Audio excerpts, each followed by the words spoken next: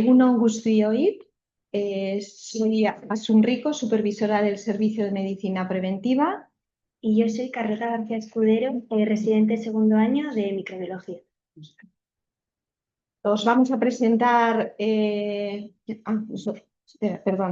os vamos a presentar el tema, el reprocesamiento de los materiales endoscópicos hacia un protocolo de riesgo cero. Esperamos que sea un tema interesante. Empezamos haciéndonos una pregunta: ¿por qué es importante el control microbiológico en los endoscopios flexibles? Esperamos a lo largo de toda la sesión dar respuesta a esta pregunta.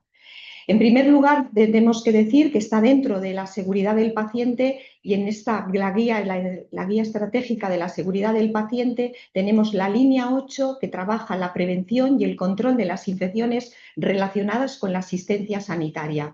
Además, tenemos los procesos asistenciales, están dentro de la calidad con una serie de valores que son de obligado cumplimiento para todos los servicios. La eficacia, la efectividad, la eficiencia, la accesibilidad, la continuidad, la adecuación, la atención integral, la satisfacción del paciente y, por supuesto, la calidad científico-técnica, es decir, las evidencias, son variables que trabajamos.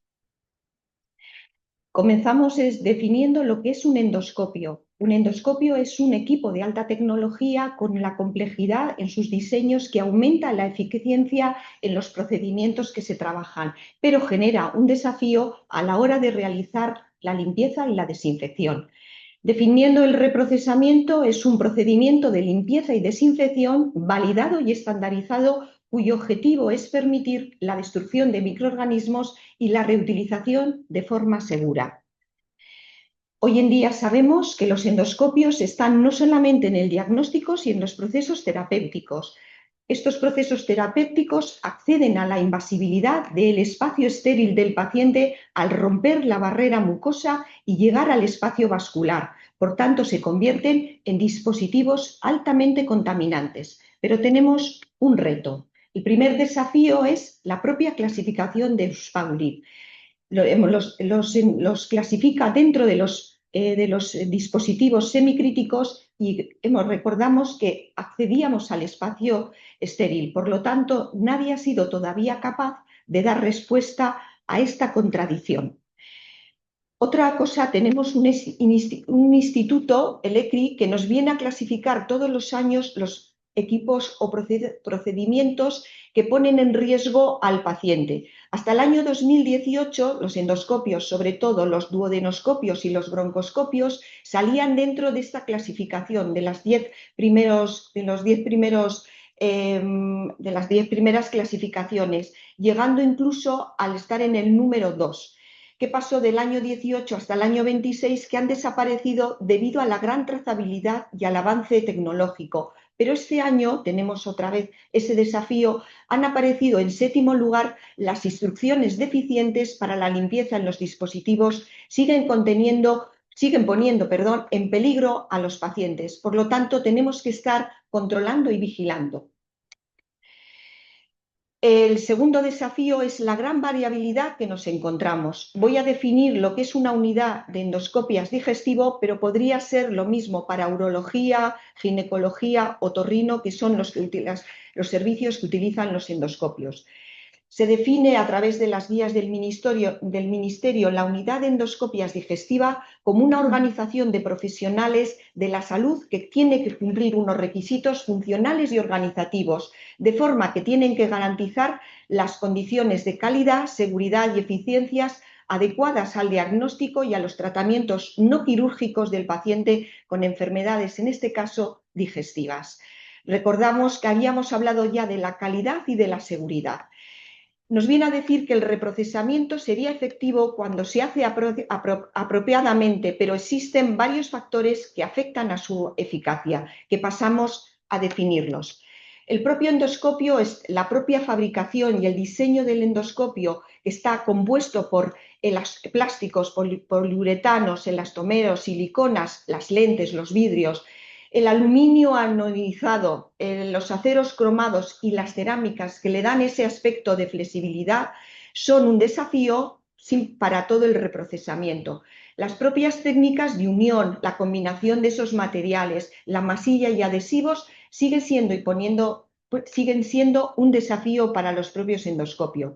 Las propias características de los endoscopios, las larguras, las dimensiones, los lúmenes, los diámetros, las propias soldaduras, esos remaches, la conformación, la propia colocación, siguen siendo un desafío. Las propias condiciones, el manejo del endoscopio por parte de los clínicos y de las enfermeras sigue siendo un desafío.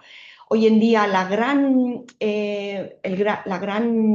avance que hemos tenido dentro de las lavadoras sigue siendo un desafío, los propios ciclos. Y luego nos viene a decir el marcaje, bien por láser o por relieve, también puede constituir un desafío para los endoscopios. Otra variable que pasamos a comentar es el personal. La propia falta de conocimiento del equipo, es decir, desconocer los canales que tiene el endoscopio, los pasos específicos del proceso de limpieza y desinfección, el número insuficiente de personal para el apoyo del volumen y de los grandes flujos de trabajo y del rendimiento que tienen las pruebas funcionales, las interrupciones frecuentes y las interrupciones durante el proceso de este procedimiento siguen siendo un factor a analizar. La propia capacitación, es decir, las competencias inadecuadas, la responsabilidad ilimitada dentro de la percepción que cada vez tenemos, la presión asistencial, las propias exigencias para ese rápido retorno del endoscopio, la alta rotación que tenemos al estar inmersos en muchos procesos de adecuación de personal, siguen siendo. Y no podemos dejar de mencionar los riesgos ocupacionales ante la exposición de productos químicos y el no uso de los EPIs sigue siendo un desafío para el procedimiento.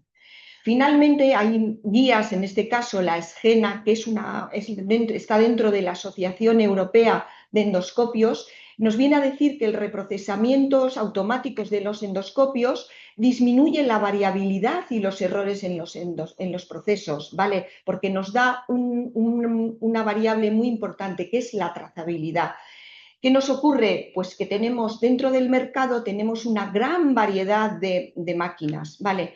Es responsabilidad de las jefaturas y del buen gobierno elegir la mejor, la que tenga la mayor eficacia y efectividad posible. Sigue siendo un desafío. Finalmente, el propio reprocesamiento lo definíamos anteriormente como un procedimiento con múltiples acciones secuenciales que deben de realizarse de forma minuciosa, una gran trazabilidad. ¿Qué nos ocurre? Ahí os hemos puesto una serie de guías, que tenemos numerosas guías y muchas recomendaciones, pero no siempre coincidentes. Sabemos que hay guías, por ejemplo, la Asociación Madrileña de Preventivas, la ESGENA, la canadiense, la francesa, no coinciden. Pasamos a analizar, lo hacemos a través de una pregunta y nos tenemos, bueno, pues por curiosidad y por conocimiento de nuestra propia organización, ¿cuántas pruebas endoscópicas venimos realizando en nuestra OSI Araba? Os hemos puesto hemos buscado la fuente del ESIGES y unas aportaciones a través del jefe de servicio de endoscopios de digestivo, bueno, pues el número de pruebas que venimos realizando. Lo hemos analizado desde el año 21 hasta el año 25. El año 21 es un año un poquito de transición, salíamos de una pandemia que nos había afectado a muchos. Y bueno, valoramos, lo hemos puesto a través de números, valoramos, bueno, pues es una tendencia mantenida y un poquito en alza, en algunos momentos con algún valle, pero bueno, es una tendencia muy mantenida. Pero lo curioso y lo bonito de este cuadro y de esta gráfica es que tenemos que pensar que si en el año 23 hacíamos 8.142 colonoscopios, son 8.142 reprocesamientos de esos colonoscopios, ¿vale? Por lo tanto, lo tenemos. Colonoscopios, pues bueno, está en el primer rango, ¿vale? Entiendo y sé que está dentro de procesos de screening, ¿vale? Las gastroscopias también tienen una alta tendencia, los duodenoscopios, las broncoscopias, fibroscopios, citoscopios, ¿vale? Es interesante conocer el número de pruebas que se hacen en nuestra organización. Eh, Otra pregunta que nos tenemos que hacer y la vamos a definir, que creo que es importante, es ¿qué métodos disponemos para el control de las infecciones? Bueno, pues es muy sencillo, la limpieza. La definimos como una acción según la cual la suciedad, es decir, ese material extraño, se separa de esos sustratos y se pone en disolución o en dispersión, y esto se hace a través de varios factores físicos y químicos. La desinfección es el proceso que reduce esa carga microbiana de una manera más significativa, pero no todos los microorganismos son destruidos en los procesos de desinfección. Esto se hace mediante inmersión con unos germicidas químicos y además con un tiempo determinado. Y finalmente, la esterilización. Es un proceso mediante el cual se destruyen todos los microorganismos viables presentes en un objeto o superficies, incluidas las esporas bacterianas. Ahí os hemos puesto un Steris, que es un autoclave en punto de uso. ¿Vale? Explicamos un poquito lo que es el biofil. Recordamos que habíamos definido los endoscopios como aparatos, equipos sanitarios con una complejidad debido a las grandes dimensiones, a los lúmenes, a la dificultad para la limpieza debido a los canales y a ese canal elevador que algunos duodenoscopios tienen. Nuestro gran miedo es la formación del biofil. Vale, os hemos puesto una diapositiva muy representativa porque los microorganismos tienen este ciclo. Pueden adherirse a la superficie del lumen, pueden hacer una colonización, pueden hacer unos cambios fenotípicos, pueden hacer una maduración y una dispersión. Esto es el mayor miedo que podamos tener. Una vez llegada a la maduración y a la dispersión, perdemos el endoscopio.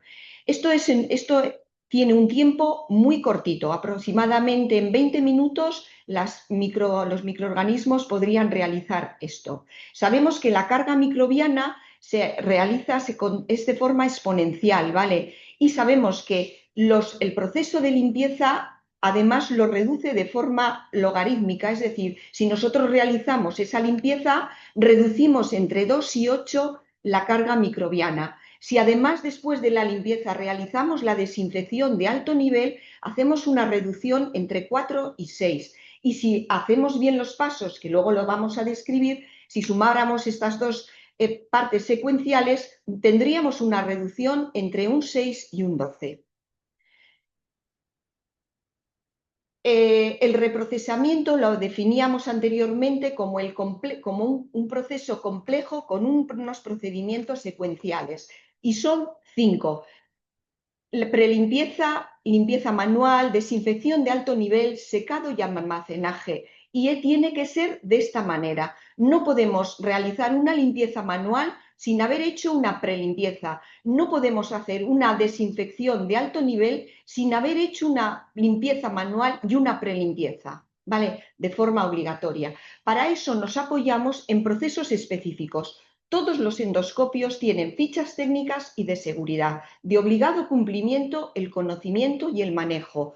Todos los productos químicos tienen una ficha de seguridad y una ficha técnica, obligatorio conocerlo. Y además, nuestra propia filosofía y la política que nos sigue en nuestra organización, tenemos protocolos y guías de obligado conocimiento para todos los profesionales. En pruebas digestivas este año, debido a una serie de problemáticas, nos hemos puesto a trabajar. Revisamos el procedimiento que teníamos para el reprocesamiento de los endoscopios y a través con dos TKs, IMA y MERCHE, hemos revisado la literatura y hemos vuelto a hacer un nuevo reprocesamiento. Aquí tenemos un pequeño reto. No hemos podido unificar ambas sedes debido a la arquitectura que tenemos en Santiago. Por lo tanto, se ha consensuado, se ha trabajado y a excepción de algunas pequeñas pinceladas, 5 pasos, se ha unificado. Finalmente, esta primera parte la voy a terminar porque otra gran pregunta que nos tenemos que hacer es ¿cuántos endoscopios tenemos en nuestra organización? De obligado cumplimiento es tener el censo, las jefaturas de servicio donde haya endoscopios, por parte de electromedicina a través del programa corporativo SAC y por parte de medicina preventiva. También es de obligado cumplimiento cuando se compra un nuevo tubo dar parte a electromedicina y a medicina preventiva, y lo mismo si se retira, ¿vale? Pasamos a revisar brevemente cuántos endoscopios. Sabemos que tenemos 5 citoscopios en la consulta de urología, sabemos que tenemos 22 tipos de endoscopios en otorrino, sabemos que en Santiago tenemos en URPA 3 vidriofibroscopios y en pruebas funcionales, ubicado en la tercera planta, tenemos 20 endoscopios de muy diferentes tipos. En Txagorritxu, en el bloque quirúrgico, tenemos 14 vidriofibroscopios y en pruebas funcionales tenemos un censo de 39, con muy diferentes. Tenemos gastroscopios de disección, colonoscopios, en ecoendoscopio lineal, radial, tenemos endoscopio largo, ecobroncoscopio, toracoscopio, pues tenemos una gran variedad, acorde a las pruebas funcionales que se vienen realizando en dichos servicios. En total, censados, tenemos 103. Y doy paso a mi compañera. Vale, la realización de un reprocesamiento incorrecto de los endoscopios favorece la presencia de materia orgánica y microorganismos en el interior de los canales, con el riesgo que supone la formación de biofilms o biopelículas que son altamente resistentes a los desinfectantes de alto nivel, lo cual supone un riesgo para los pacientes. Por eso es necesario la realización de controles microbiológicos, que consiste en la toma periódica de muestras tanto de los canales como de las superficies de estos dispositivos para asegurar que el reprocesamiento se ha llevado a cabo adecuadamente y garantizando de esta manera la seguridad de los pacientes. Cuando se realiza un procedimiento endoscópico, pueden ocurrir infecciones relacionadas con estos procedimientos, pero no siempre los endoscopios van a actuar como fuente de infección, ya que las infecciones pueden ser endógenas o exógenas.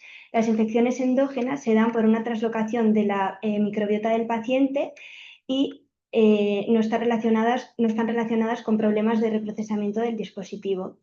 Ejemplos de infecciones endógenas pueden ser la bacteriemia, que puede ocurrir por traumas en las mucosas, o, por ejemplo, las infecciones urinarias tras el empleo de cistoscopios.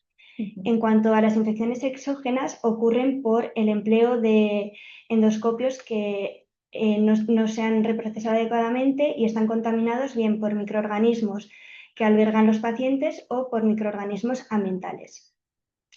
Y como he dicho anteriormente, pues estas infecciones están relacionadas con un reprocesamiento inadecuado, puede estar debido también a deficiencias estructurales del dispositivo y bueno, todo ello puede llevar a la formación de biofilms.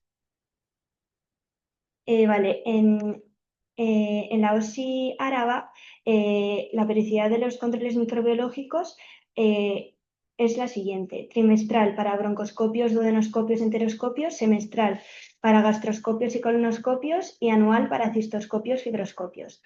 Las muestras de los endoscopios se deben recoger tras 12 horas de almacenamiento después de haber realizado el reprocesamiento.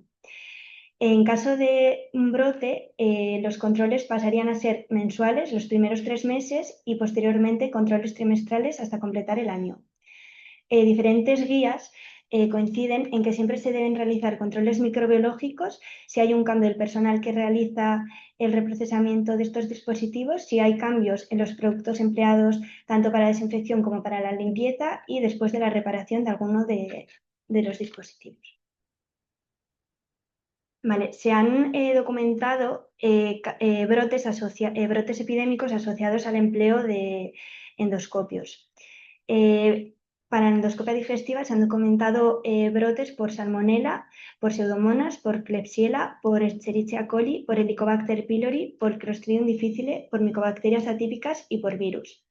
Para las fibrobroncoscopias se han documentado brotes por Pseudomonas aeruginosa, Klebsiella, Serratia marcescens, micobacterias y hongos. Y en el caso de las cistoscopias y ureteroscopias se han documentado brotes por Pseudomonas aeruginosa, Enterobacter cloacae y Salmonella.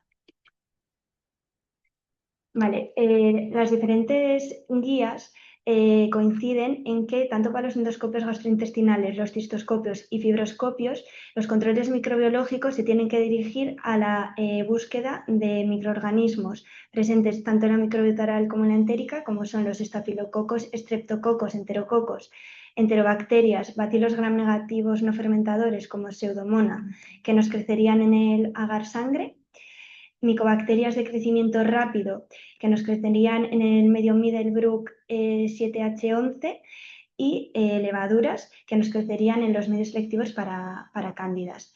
Si se sospechase un posible brote por Mycobacterium tuberculosis, también estaría indicado su búsqueda en medios de cultivo. Vale, como he dicho anteriormente, existen diferentes guías, pero todas que presentan criterios diferentes a la hora de interpretar los resultados que se obtienen en los controles microbiológicos, pero todas ellas coinciden en que existen dos grupos principales de microorganismos, unos de riesgo bajo y otros de riesgo alto. Los microorganismos de riesgo bajo incluyen Staphylococcus coagulasa negativos, excepto Staphylococcus lugdunensis, y Micrococcus, por ejemplo, que son microorganismos presentes en la piel de las personas, especies de Bacillus que principalmente están presentes en suelo, o sea, son ambientales, y estos, la presencia de estos en los controles microbiológicos puede estar relacionado con una contaminación, bien en el almacenamiento o en el muestreo de los endoscopios. En cuanto a los microorganismos de riesgo alto, se incluyen las enterobacterias, estreptococos del grupo Viridans, Pseudomonas aeruginosa, Staphylococcus aureus, enterococos, micobacterias no tuberculosas y levaduras. Y la presencia de estos microorganismos están asociados con una contaminación en el lavado o en la desinfección de los dispositivos. Hay microorganismos que no se buscan en los controles rutinarios, como son los microorganismos anaerobios, Helicobacter pylori o Clostridium difficile, que estos requieren medios específicos y condiciones de incubación específicas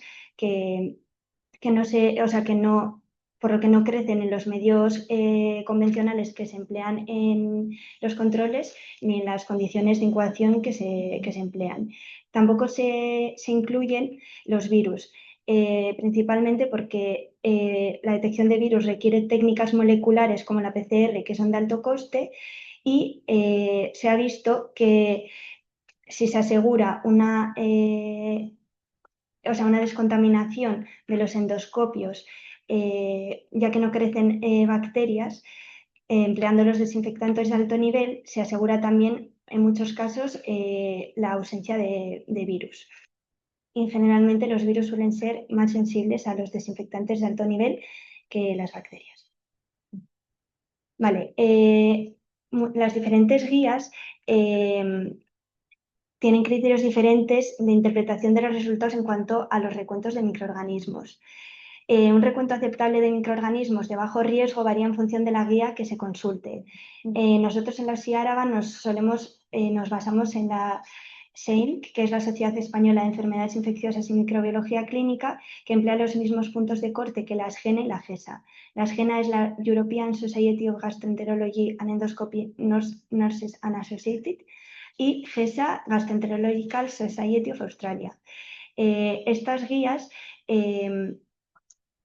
dicen que recuentos menores a 10 unidades formadoras de colonia por mililitro son aceptables, mientras que recuentos de 10 unidades formadoras de colonia por mililitro o mayores implican una retirada del dispositivo, un reprocesamiento y la repetición de las tomas para los cultivos.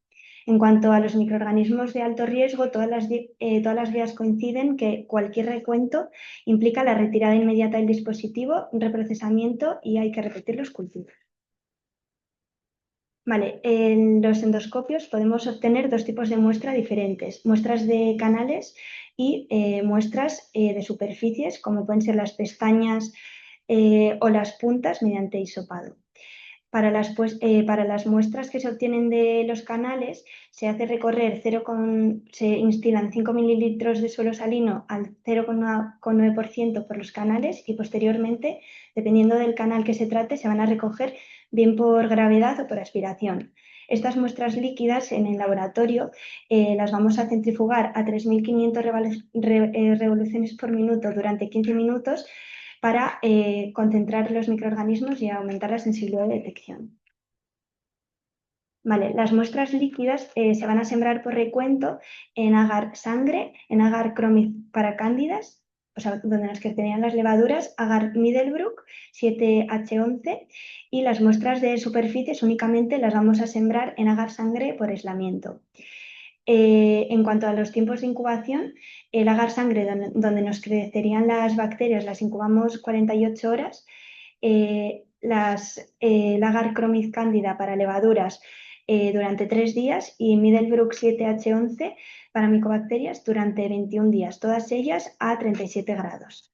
Y posteriormente, si nos crecería algún microorganismo, la identificación en el laboratorio la realizaríamos mediante el MALDI-TOF. Seguimos adelante. Ahora nos vamos a preguntar, vamos a hacer un análisis de los resultados con una estadística descriptiva y lo hacemos con la siguiente pregunta. ¿Cómo están nuestros endoscopios técnicamente y microbiológicamente? Bueno, os hemos puesto a través de esta tabla los resultados de los 3 últimos años, ¿vale? Lo hemos dividido y solo analizamos endoscopios de digestivo y broncoscopios, ¿vale? Que son las pruebas funcionales, ¿vale? Y bueno, tenemos unas pequeñas peculiaridades. En sede Santiago, las TKEs del Servicio de Pruebas Funcionales recogen los cultivos de los endoscopios prestados y reparados, y las enfermeras de medicina preventiva los pautados o si el prestado o reparado hay un crecimiento positivo. Vale. Pasamos a analizar estos 3 años. Lo hemos dividido el número de cultivos de forma pautada, por ese cronograma que hemos explicado anteriormente, el número de cultivos reparados, los prestados, es decir, cuando se retira un endoscopio, se pide a la casa comercial a través que son contratos de los pliegos que vienen realizando, el número de cultivos positivos que hemos tenido ese año, el total de cultivos y el porcentaje que significa el cultivo positivo con respecto a ese censo total de ese año. Bueno, pues en el año 23 el número de cultivos positivos fue 1, lo que viene a representar de una muestra total de 67, solo representó un 1,40. En el año 24 fueron 2, tuvimos también un aumento del total de cultivos realizados a lo largo de ese año, lo que vino a representar un 3,3, ¿vale? Y en el año 25 también hubo un aumento de cultivos de las 3 sumas, tuvimos 4, lo que vino a representar un 4%. Pero aquí no creemos que este aumento de cultivos positivos con el aumento del censo en total no es significativo, ¿vale? Pero sí que es significativo el número de cultivos reparados de ese censo. Recordamos que en Santiago teníamos un censo de 20 endoscopios, ¿vale? El número de cultivos reparados sí que es significativo y después analizaremos y daremos una conclusión. Lo vamos a desglosar, lo hemos desglosado de la siguiente manera. En el año 23, en sede Santiago, 9 endoscopios fueron al taller una vez. De esos 9 endoscopios, 4 tuvieron 2 reparaciones. De esos 4, 1 llegó a tener una reparación. En el año 24 fueron 8 endoscopios los que tuvieron reparaciones. De esos 8, 2 tuvieron 2 reparaciones y 1 llegó a tener una tercera reparación. En el año 25, en sede Santiago, con ese censo de 20, recordamos, 14 endoscopios tuvieron que ser reparados en una ocasión. 7 de esos 14, 7 tuvieron una segunda reparación. De esos 7, 3 tuvieron una cuarta reparación. ¿Vale?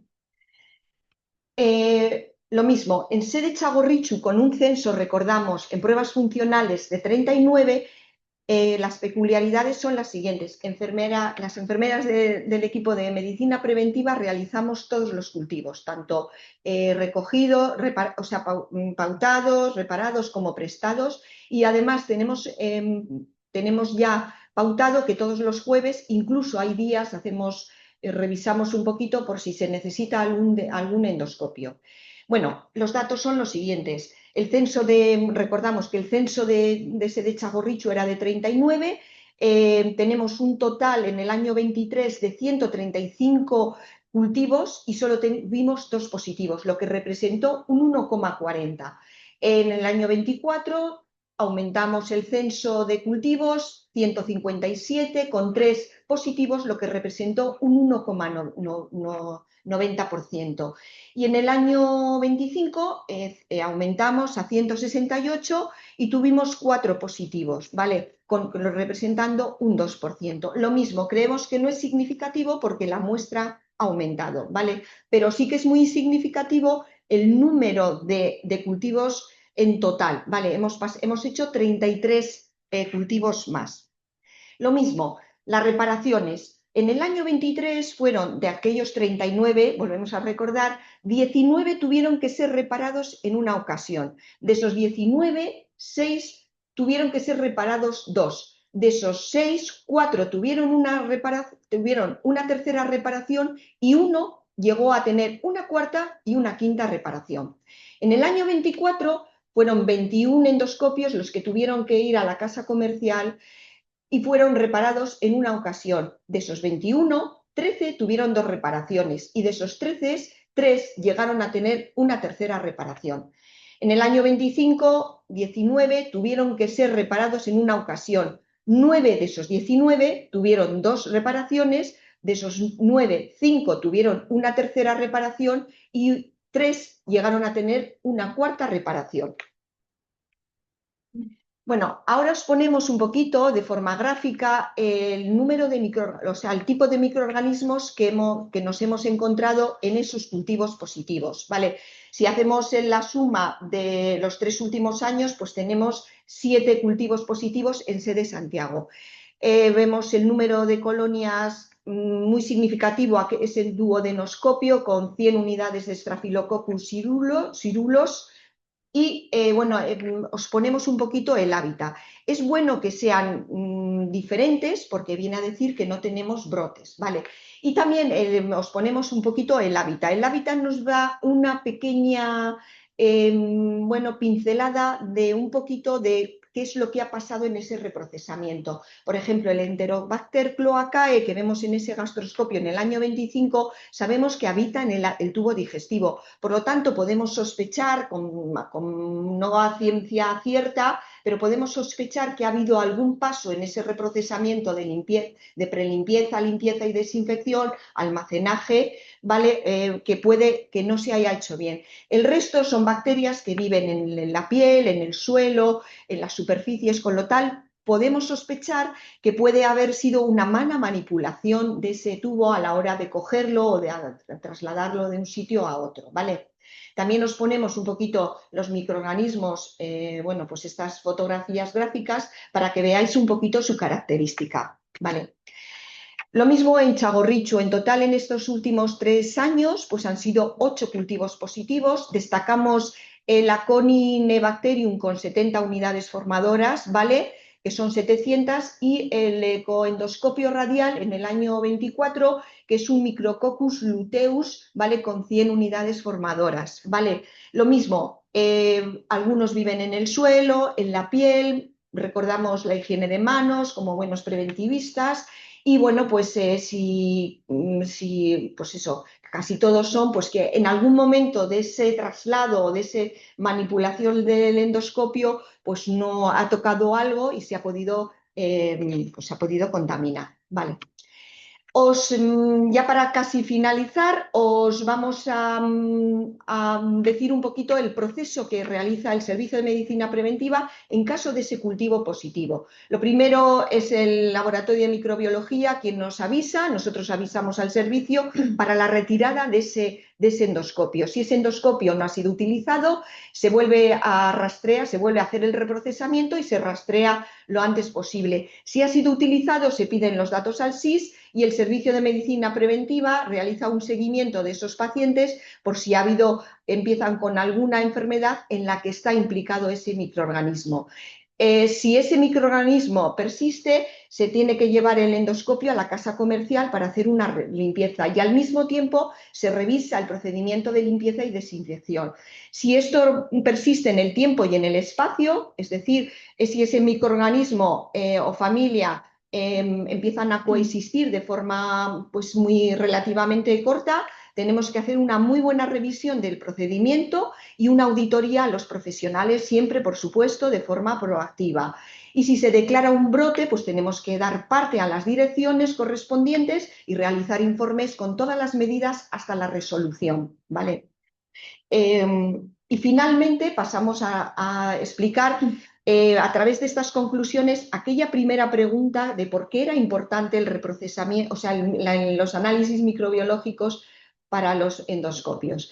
El reprocesamiento, y sabemos que el reprocesamiento es el eslabón crítico de la seguridad del paciente. Los endoscopios, recordamos, eran dispositivos semicríticos con una carga microbiana inicial de forma exponencial. El reprocesamiento correcto, esa prelimpieza, limpieza, desinfección de alto nivel, secado y almacenamiento, es la barrera eficaz frente a la transmisión de microorganismos exógenos. Cualquier fallo en esta cadena secuencial puede tener consecuencias directas sobre el paciente.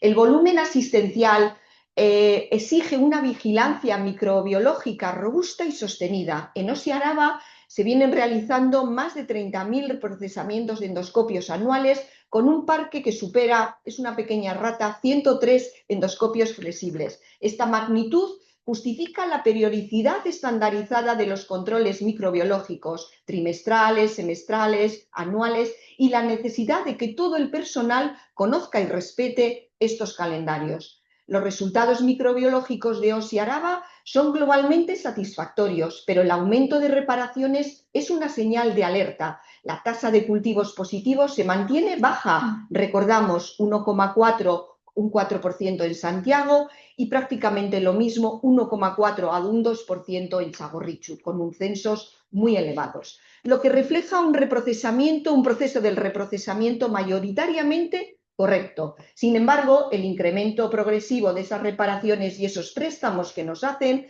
hasta 4 reparaciones en algunos equipos, indica un envejecimiento de ese parque, por lo que compromete la integridad estructural del endoscopio y con ello la eficiencia de la desinfección. Vale, la interpretación del resultado microbiológico requiere contexto clínico, ya que no todo crecimiento es igual. La detección de microorganismos de alto riesgo, como enterobacterias, Pseudomonas aeruginosa, Staphylococcus aureus, levaduras, micobacterias no tuberculosas, obliga a la retirada inmediata del equipo independientemente del recuento. Los microorganismos de bajo riesgo, como Staphylococcus coagulasa negativos, Bacillus, etc., tienen umbrales distintos. Esta diferenciación es clave para que el personal de planta actúe con agilidad y proporcionalidad ante un resultado positivo. El laboratorio de microbiología, además de procesar y analizar las muestras obtenidas de los endoscopios, interpreta los resultados microbiológicos en relación con el riesgo clínico y epidemiológico. A partir de estos resultados, contribuye a detectar de forma temprana posibles fallos en los procesos de limpieza, desinfección o almacenamiento de los equipos, permitiendo implementar medidas correctivas oportunas. Y finalmente, y con gran convencimiento, comentar que la trazabilidad y la cultura de la seguridad son responsabilidad compartida y continuada. El control microbiológico de endoscopios no es un trámite, sino es una herramienta de mejora continua. La trazabilidad de cada equipo, la notificación de incidencias, los informes anuales de los datos, las sesiones formativas, como esta, son compromisos colectivos. Microbiología y medicina preventiva proporcionan el soporte analítico e interpretativo, pero la calidad del proceso depende, en última instancia, del rigor de cada profesional que manipula, reprocesa y almacena un endoscopio. Muchísimas gracias por vuestra atención. Y pasamos, si os apetece, a unas preguntas o lo que consideréis oportuno.